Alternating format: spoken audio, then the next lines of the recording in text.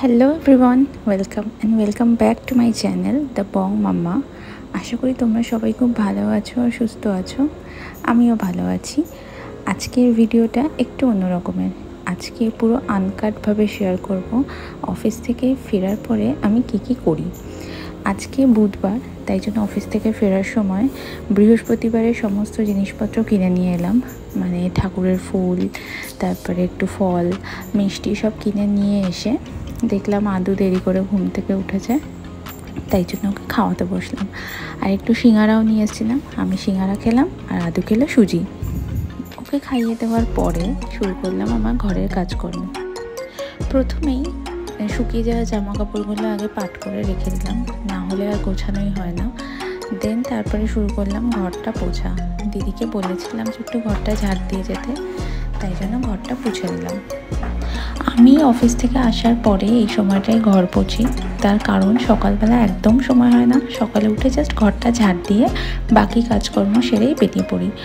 আর তাছাড়াও ফার্নিচারগুলো একটু পোছাপুছির ব্যাপার থাকে, না হলে এত ধুলো পড়ে যে সামলানো যায় না। আর তার আগে আবার অফিসে যে ব্যাগটা নিয়ে যাই সেখান থেকে জিনিসপত্রগুলো মানে বোতল, টিফিন বক্স এইসব বের করে জায়গা মতো সব গুছিয়ে রেখে দিই। তারপরে গা হাত পা ধুয়ে জামা কাপড় চেঞ্জ করে একটু সন্ধেও দিয়ে দিলাম, কারণ আগে তো এই সমস্ত কাজগুলো মাই করতো, তাই জন্য আমাকে আলাদা করে কিছু করার ছিল না। কিন্তু এখন যেহেতু আমি ওপরে শিফট করেছি, সেই জন্য এই কাজগুলো একটু করতেই হয়। তারপরে আজকে একটু আদুকে নিয়ে পড়াতে বসেছিলাম। পড়ানো মানে কি, একটু জাস্ট বইটা নিয়ে বসা আর ABCD রাইমস এগুলো একটু মুখে মুখে বলা। এই দেখো আমার ঠাকুর ঘরটা কেমন হয়েছে আমাকে কমেন্টে জানিও। আর আপাতত এই কয়েকটাই ঠাকুর রেখেছি।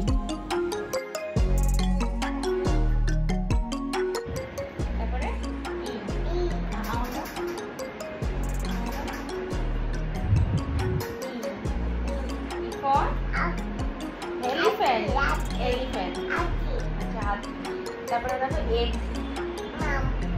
ইগল, আর্থ, কি বলে ইলেকট্রিক ট্রেন। তারপরে এটা কি F, F for fish, frog, fan, fruit, Fox,